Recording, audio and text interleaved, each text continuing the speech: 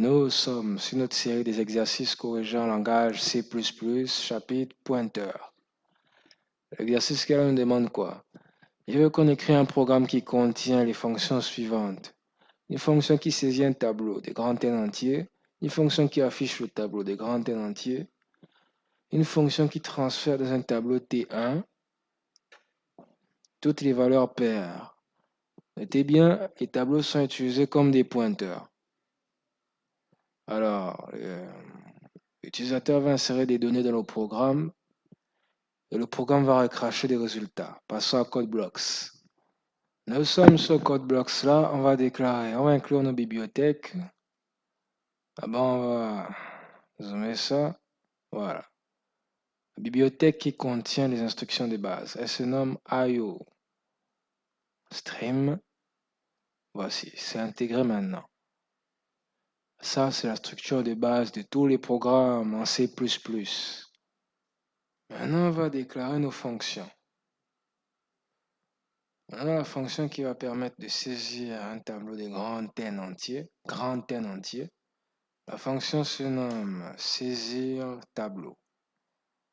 Ensuite, là, il traite avec des variables de type int pointeur de tableau et une valeur grand N. Donc, un tableau et puis sûrement sa taille qui est ici.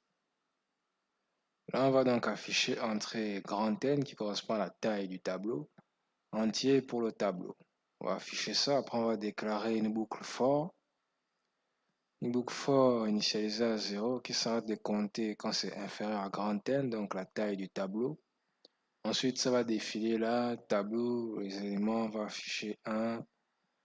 Ouais, ça va prendre chaque élément du tableau, donc là ça va afficher tableau 1, élément 1, 2, 3, tous les rangs qui vont passer là.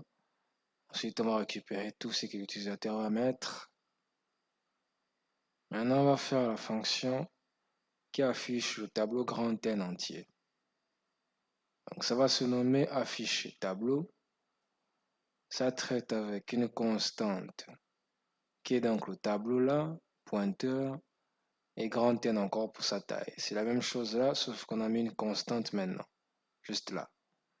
Alors là, c'est pour afficher un tableau, c'est un peu la même chose, même si je ne suis pas sûr de ça. Là, on affiche le tableau, la boucle for initialisée à 0 s'arrête de compter pour parcourir tout le tableau. Ensuite, on affiche l'élément i, ouais, du tableau là.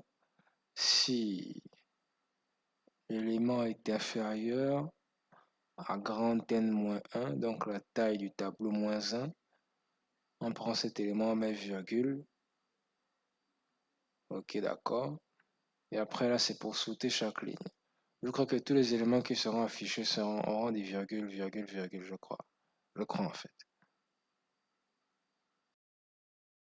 Puis nous avons une autre fonction ici qui a transféré dans un tableau T1 toutes les valeurs paires.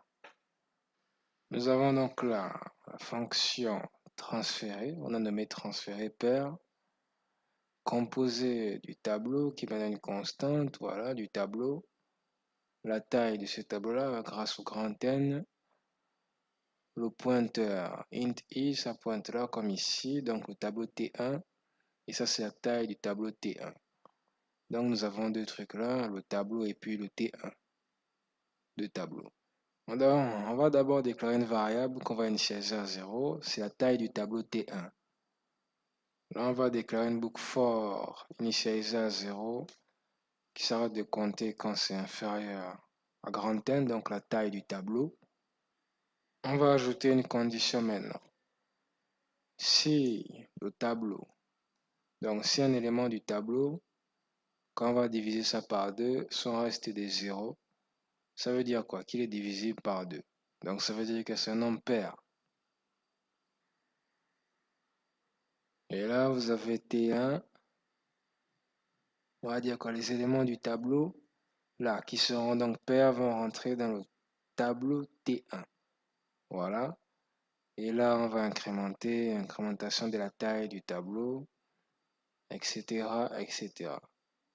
Donc, à chaque fois qu'on va trouver un nom pair, on va refiler ça dans le tableau T1. Maintenant, on part sur notre main, la source. On a fini avec les fonctions. On va déclarer grand N, une variable int de type grand N pour la taille du tableau. Puis on va demander au jeune garçon d'entrer la taille du tableau. On va récupérer cette taille-là avec grand N. On va faire la allocation dynamique du tableau. On va faire une allocation dynamique. Comment ça va se faire? On prend d'abord int avec le pointeur du tableau. Il est égal à new int grand crochet grand N. On va dire que ce tableau T1 là est égal aussi à la même chose. Et la taille du tableau, on va initialiser ça à 0. On va venir ici, saisir le tableau, afficher le tableau, transférer les valeurs paires dans le tableau T1. Là, on a utilisé nos fonctions qu'on a fait. Voilà. Voilà. Maintenant, on va afficher le tableau T1 après qu'on a transféré, fait tout ça. Donc, on va afficher le tableau des valeurs paires. Book for initialisé à 0, ça va de compter quand c'est inférieur à la taille de T1. Ensuite, les éléments vont défiler là jusqu'à ça atteint la fin. Maintenant, on va libérer la mémoire. Voilà, avec ça. Et là, vous avez terminé. On va compiler ça. Je mets 4, 74, 400, 5000, 4. Voilà. 10. Qu'est-ce qui se passe? Ils me disent que toutes ces valeurs-là sont paires.